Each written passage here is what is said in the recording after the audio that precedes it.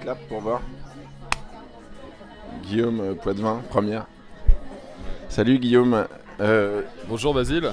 Donc je fais la petite intro pour expliquer un peu qui tu es et pourquoi ça m'intéresse de t'interviewer.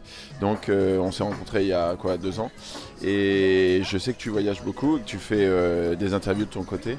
Et comme tu voyages beaucoup, la question, on s'est croisés l'autre jour, et la question de comment est-ce que tu entretiens des relations amoureuses dans un contexte de déplacement permanent, je me suis dit que tu devais avoir un avis sur la question, et puis j'étais bien inspiré parce que tu m'as dit justement je découvre le polyamour. Voilà, exactement, j'ai découvert ça à peu près il y a 3-4 mois. Du coup je suis encore novice sur ce sujet-là, mais c'est vrai que ça m'intéresse énormément parce qu'on apprend pas mal de choses et ça remet en cause un peu tout ce que je connaissais, et j'aime bien me remettre en question. Alors moi c'est comment je vais faire le sale boulot, c'est-à-dire l'exercice de dire comment moi j'ai découvert, expérimenté le polyamour, en disant que en fait moi lors d'une rupture passée, pour me remplumer, parce que j'étais narcissiquement très affecté par le fait de m'être fait larguer, j'ai bêtement et d'une manière très vaniteuse, je me suis dit que en ayant 2 relations en parallèle, en gros ça cotait double comme au Scrabble. Et évidemment c'était absurde, mais dans le résultat du truc, c'est que je me suis rendu compte au bout d'un moment que finalement c'était vraiment 2 relations très séparées, et donc un peu comme Monsieur Jourdain, en découvrant le polyamour sans le savoir, c'est quelque chose qui m'a vachement intrigué, et je sais que toi c'est différent. Alors vas-y, raconte, parce que moi j'étais le salaud qui avait 2 nanas, même si elles étaient au courant, et toi c'est complètement différent, raconte. En fait c'est vrai que du coup j'ai commencé à m'y intéresser, à regarder sur internet, mais je savais pas comment un peu rentrer dans ce type de relation, et en fait ça m'est tombé un peu par hasard où j'ai rencontré 2 personnes à un mois d'intervalle et qui elles étaient déjà engagées dans des relations polyamoureuses et qui avaient déjà un partenaire principal, et moi j'étais plus le partenaire secondaire, donc en fait ça a un peu le rôle inversé, donc finalement j'ai accepté de rentrer dans ce jeu là sans être le partenaire principal, et c'est comme ça que j'ai découvert le polyamour. Eh oui, alors c'est là où je dis que là où moi j'étais le salaud, parce que j'avais organisé le dispositif pour avoir deux relations parallèles. Toi tu es forcément t'es pas le salaud, parce que tu découvres le dispositif, tu découvres un dispositif qui est déjà en place. Ouais, exactement. Et en fait, ce qui est intéressant là-dedans, c'est que comme je suis novice, je pose beaucoup de questions et je m'intéresse à ça. Et en fait, j'essaye vraiment de faire ça bien, de pas blesser les gens et d'apprendre comment on interagit. Et finalement, je me rends compte en fait que dans chaque relation, on peut avoir des règles spécifiques, un peu comme en amitié en fait. Il n'y a pas une relation polyamoureuse définie avec des règles de base, avec un cahier des chartes ou je ne sais quoi. C'est vraiment chaque relation qui est définie par les 2 partenaires en toute honnêteté. Mais alors ça, moi j'avais lu ça dans un bouquin qui s'appelle Réinventer le couple de Philippe Breneau, je crois, où en gros il y avait une espèce d'historique du couple, et il y a quelque chose que j'avais pas du tout sur lequel je n'avais pas percuté, qui était que finalement il y avait une grosse différence entre la monogamie, la polygamie séquentielle et la polygamie instantanée, si on peut dire ça comme ça. C'est-à-dire que tu as des espèces qui forment un couple pour toute la vie, et puis quand il y en a un des 2 qui meurt, il n'y a pas d'autre couple qui est formé, et tu as d'autres espèces qui peuvent former plusieurs couples au cours de la vie, mais du coup il y a une grosse distinction entre le fait d'être successivement plusieurs fois en couple, et le fait d'être plusieurs fois en couple au même moment, finalement, parce que c'est ça. Ouais, exactement. En fait, c'est le fait aussi de ne pas dramatiser le fait d'avoir plusieurs relations en même temps, à partir du moment où c'est de façon honnête. Il n'y a pas de mensonge, et en fait c'est vrai que c'est dur par rapport à la société peut-être de sortir du carcan de la relation monogamique, mais finalement je trouve qu'il y a un côté vraiment beaucoup plus honnête dans la relation polyamoureuse, parce que ça oblige à beaucoup de discussions, parce que quand on n'est pas disponible pour voir l'autre, ouais. Par exemple quand on voit 2 personnes, moi j'en vois 2, mais il y en a quand on voit plus. Quand on voit plusieurs personnes, il n'y a que 7 jours dans la semaine, donc ça oblige à planifier ses rencontres, et en fait quand on peut pas, à ne pas dire, à pas inventer une excuse, je vais voir des amis, mais juste dire honnêtement là je vois telle personne que je fréquente, et la personne accepte parce qu'elle est déjà au courant. Donc en fait il y a pas on tourne pas autour du pot, et c'est ça que j'apprécie, on dit les choses franchement.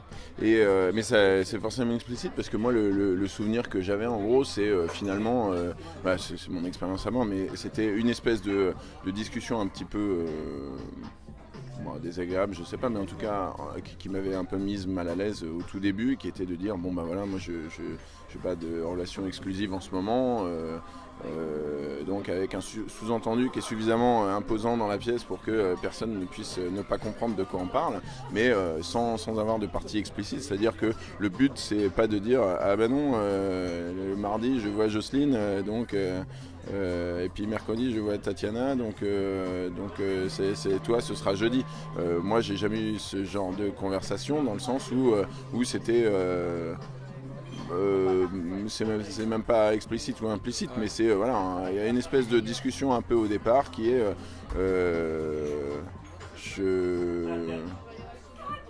En fait, moi ce que je trouve intéressant, c'est vraiment le fait que justement chaque relation est différente et que chacun établit les règles comme je disais avant, et qu'en fait il y a des personnes qui ont besoin justement d'un peu de tout savoir, ce qu'on fait, toutes nos sphères où on interagit, et d'autres personnes qui s'en fichent un peu, et c'est quand on se voit, quand on se voit pas, on se voit pas.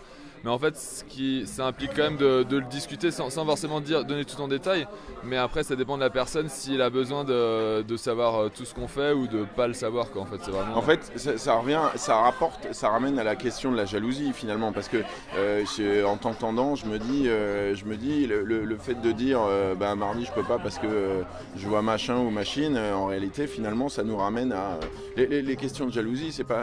Il y a des jalousies dans les couples qui font pas intervenir un second amant ou une seconde maîtresse, dans le sens où finalement si j'ai une relation avec des potes avec qui je passe 3 soirées poker par semaine, la question de la jalousie et du temps passé avec d'autres qu'avec ma compagne, c'est quelque chose qui va arriver sur le tapis sans que j'ai besoin de coucher avec qui que ce soit d'autre. Donc c'est là où ça m'interpelle ce que tu dis, ce côté où en gros chacun prend ses agendas. Enfin je sais pas que c'est comme ça que ça se passe. Quand est-ce qu'on peut se voir? Ouais.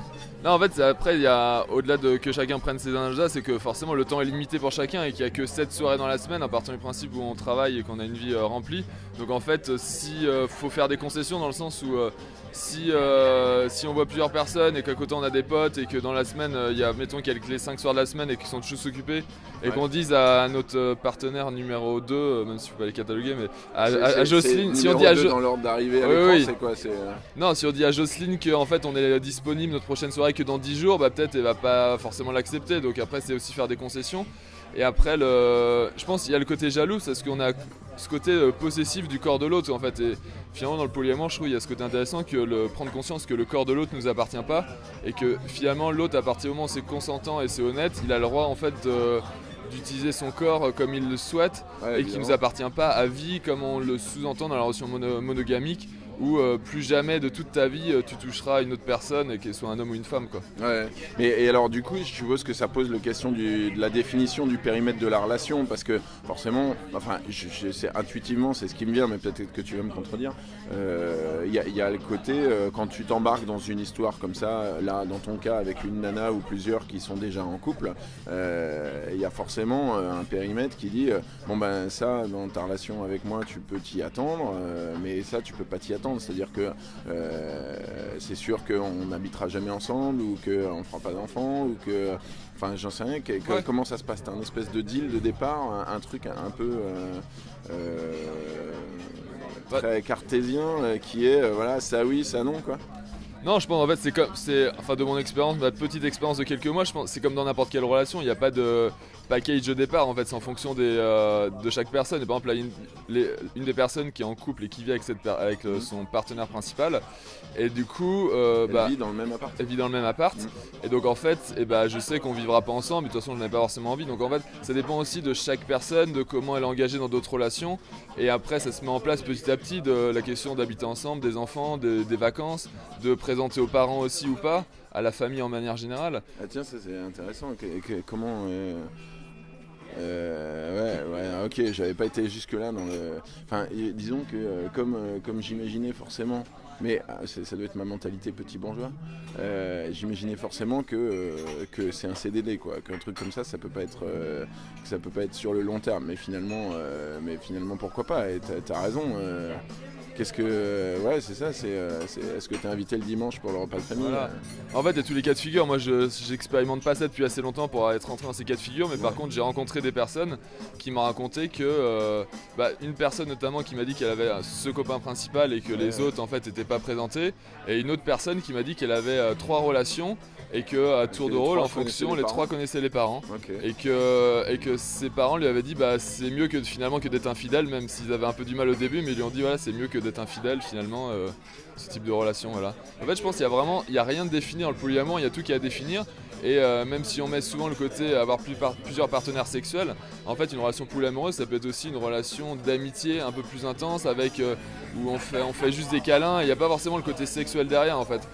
Moi c'est le truc qui m'était apparu assez rapidement, c'est-à-dire que quand ça m'est arrivé j'étais très mal motivé parce que c'était motivé par de la vanité et où effectivement il y a un côté récompense futile, c'est vraiment une chimère mais une récompense futile du côté voilà, je fais l'amour avec 2 nanas différentes dans la semaine, mais ça effectivement très rapidement ça disparaît parce que c'est quand même un truc de petit garçon quoi, ça a un intérêt très relatif et en revanche tu découvres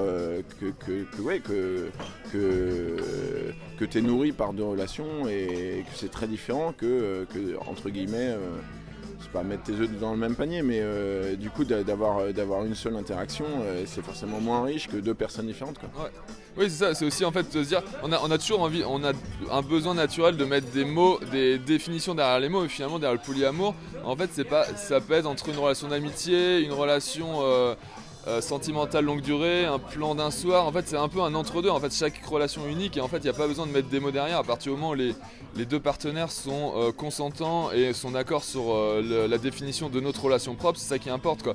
Et si c'est une relation d'amitié où on se voit, on se fait des câlins, on s'embrasse mais on n'a pas de rapport sexuel et que les 2 sont d'accord, et bah très bien. Si c'est juste pour avoir un partenaire de cinéma ou de restaurant ou de découvrir des lieux branchés à Paris, bah c'est très bien. Et après il y en a ils vont dire c'est une relation d'amitié, mais après peut-être si on... Oui c'est juste la norme qui dit qu'on n'est pas censé coucher avec 2 personnes ou plusieurs. Oui, et c'est juste la norme qui dit que quand on couche pas on est amis et que quand on couche on n'est pas amis. Mais finalement on peut très bien considérer qu'on est en couple avec un ami sans coucher ensemble. Donc en fait c'est ça qui m'intéresse, je sais pas si je vais expérimenter ça longtemps, j'en sais rien, mais après j'ai pas besoin de définir dans la durée.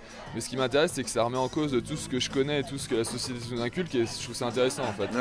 Et alors du coup moi je me fais pas trop confiance pour analyser rétrospectivement ce que j'ai vécu parce que j'étais dans un contexte de rupture importante et du coup il y avait une dimension de grand n'importe quoi. Alors toi c'est pas ça qui t'a motivé au départ et du coup les surprises que t'as eues ça m'intéresse de t'entendre sur les préconceptions que t'avais sur la question et où est-ce que t'as été surpris ou pas surpris et dans quelle mesure est-ce que tu recommandes ça et pour quelles raisons?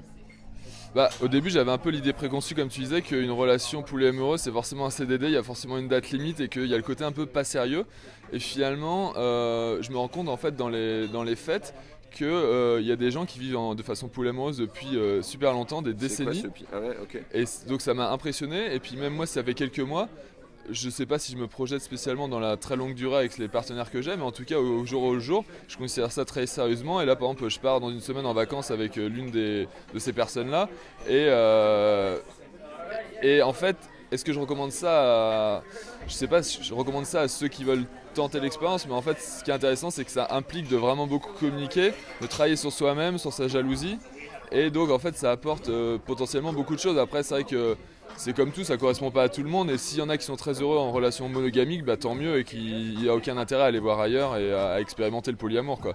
C'est pas une formule magique en fait.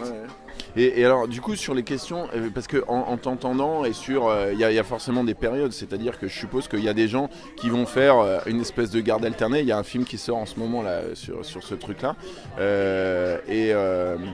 et c'est-à-dire quelques jours dans la semaine avec un partenaire et quelques jours dans la semaine avec un autre, mais je suppose qu'il doit y avoir des formats où c'est plus 1 ou 2 mois, parce que en fait en t'entendant je me dis mais finalement moi qui rechute facilement avec des ex parce que je m'engueule pas avec grand monde et du coup quand on se retrouve dans la vie avec quelqu'un avec qui ça a marché à un moment, généralement ces raisons-là n'ont pas disparu complètement et donc on peut recoucher quelques mois avec un ou une ex et du coup la question de Est-ce que c'est le lundi numéro 1, le mardi numéro 2, ou est-ce que c'est 2-3 semaines avec un partenaire, 5-6 semaines avec un autre, etc. Et dans quelle mesure est-ce que c'est cette séquence-là où s'arrête le polyamour et où s'arrête juste coucher avec des ex, quoi. Ou commence coucher avec des ex. Ouais. Alors moi, dans mon cas précis, en tout cas, il n'y a pas de règle de fréquence. C'est vraiment au cas par cas en fonction des disponibilités de chacun et des envies. Donc en fait, ça peut être 3 fois dans la même semaine. Après, ça peut être 0 fois en 15 jours parce qu'on n'a pas l'occasion ou pas l'envie ou pour différentes raisons. Et moi, j'aime bien justement le fait qu'il n'y ait pas de règle, qu'il n'y ait rien de défini et pas de pression surtout. Je trouve que c'est important. Après, où s'arrête la limite, en fait, je pense c'est... En fait, c'est entre les deux. En fait, c'est justement définir un moment si on se voit juste pour coucher, qu'on partage plus rien, quelle que soit cette façon de partager. Ouais, mais ça, c'est pas du polyamour, c'est dire un plan cul, quoi. Oui, mais justement, si c'est juste se voir pour coucher et qu'il n'y a rien derrière, ça c'est un plan cul, ok, on est d'accord. Après, si c'est partager autre chose, si c'est s'intéresser, même en fait, pour moi, si c'est même s'intéresser à la personne et s'intéresser à ce qui est vie, s'intéresser à ce qui est fait, pour moi, ça va au-delà d'un plan cul, justement. Même si sans parler de faire des restos ou d'avoir des projets autour, si on s'intéresse vraiment à la personne, je trouve que c'est ça qui est intéressant, c'est vraiment dans le côté plan cul, il y a le côté vraiment charnel où on s'intéresse au corps de l'autre et pas à son esprit, quoi. C'est ça, en fait on a vachement tourné autour du concept dans notre polyamour, il y a poly, donc ça on vient de largement épuiser le sujet, et en fait il y a la partie amour où finalement comme tout le monde a l'impression de savoir de quoi on parle, on a un peu évité le sujet qui est la question du sentiment, et donc ce qui distingue les plans cul multiples du polyamour, c'est justement le sentiment, et enfin comme ça logiquement ce serait ça. Ouais, et alors, sans forcément faire de déclaration par intermédiaire, c'est quoi l'état de tes sentiments en ce moment, du coup ?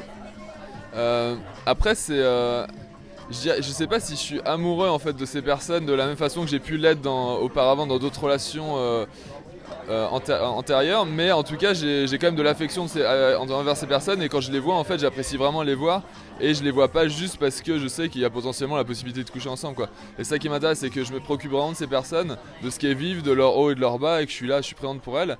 Et donc en fait après il y a peut-être il y a le côté amitié à ce niveau-là et le côté sentimental où ok, en plus on peut coucher ensemble, donc après est-ce que c'est comme on dit friends with benefit, je sais pas.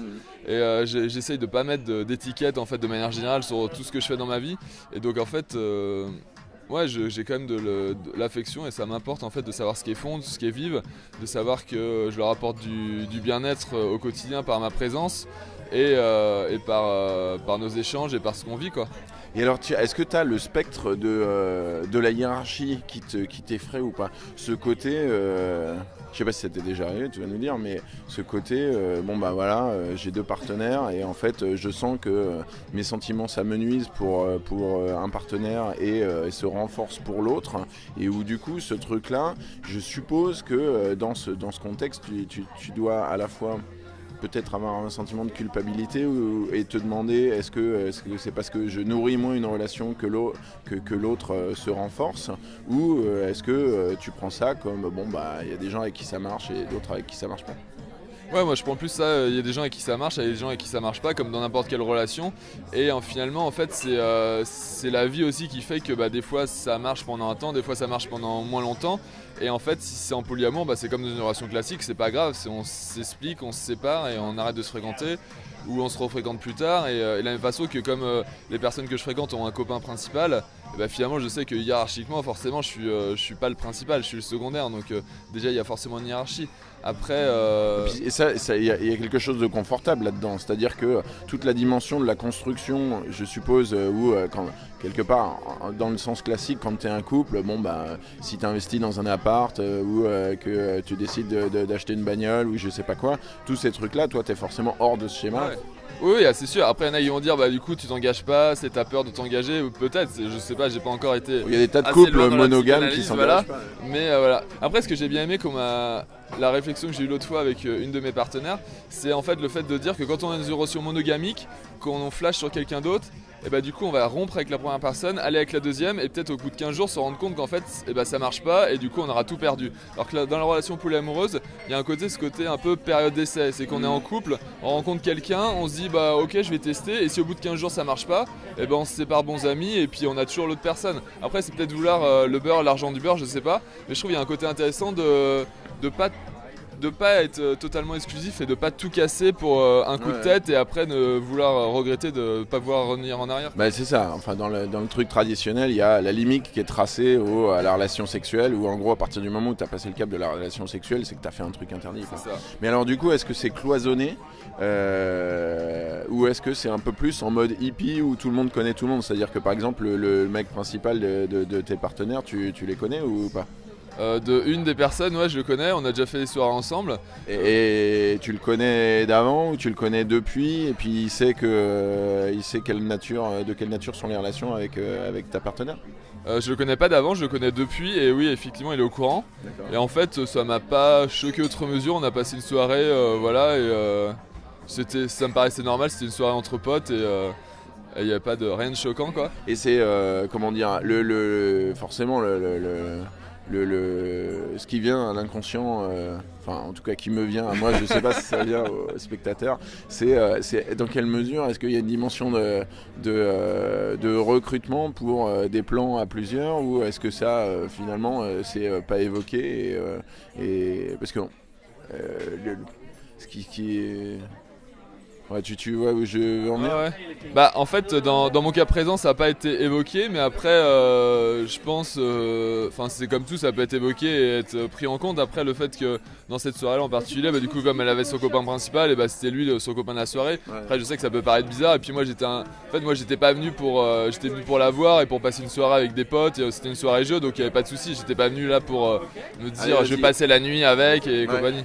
Et pour autant, la piqûre de la jalousie arrive ou n'arrive pas? Tu peux être assez à l'aise. Moi, la jalousie, ça fait deux. Donc, Bah, un minimum, mais pas tant que ça. En fait, j'ai vraiment trouvé un côté hyper serein dans ce type de relation qui m'a un peu déculpabilisé de pas mal de choses et rendu moins jaloux. Et j'apprécie en fait le fait de voir l'autre dans les bras d'un autre et de pas être jaloux, et de se dire qu'en fait bah c'est cool aussi que l'autre soit heureuse en fait, pas avec que moi. Je suis pas le centre du monde en fait. Et puis c'est pas excluant pour toi, dans le sens où c'est vrai que dans le délire enfin le délire, j'appelle ça comme ça, mais c'est dans le délire monogamique, ton partenaire dans les bras d'un autre, c'est excluant pour toi, alors que dans ce cas-là pas vraiment. Ça veut dire que c'est fini d'une certaine manière pour moi, donc effectivement ouais. Donc en fait non, je dis pas que c'est facile, mais en tout cas j'essaye de pas exprimer de jalousie et de le prendre à la cool, et de me dire en fait voilà, il y a ce côté vraiment honnête, et se dire que bah, je suis pas parfait et qu'elle retrouve d'autres choses chez quelqu'un d'autre, que moi aussi dans d'autres partenaires, et le fait que c'est ouais, en fait c'est complémentaire, je trouve, c'est assez con. En fait c'est comme en amitié, c'est que jamais on nous demandera d'avoir un seul ami quoi. Et donc en fait en amour c'est pareil. Il y a des jalousies en amitié. Évidemment il y a des jalousies en amitié, mais en amour il y a le côté en fait, comme il y a le côté charnel, on met un côté exclusif, donc en fait je trouve ça dommage et un peu restrictif. Et voilà, donc en fait pour moi le polyamour c'est de l'amitié. Écoute, comme c'est le début pour toi, que toi t'es le bon chasseur parce que tu l'as découvert dans des conditions avouables, que moi je suis le mauvais chasseur parce que moi c'était pur par vanité, et que je suis très intéressé pour avoir ton avis dans quelques mois et voir comment ça a évolué. Est-ce qu'on peut prendre rendez-vous pour faire le bilan de ces cas? Avec plaisir. Alors merci de ta franchise et sincérité, et puis dans quelques mois alors. Merci pour l'interview.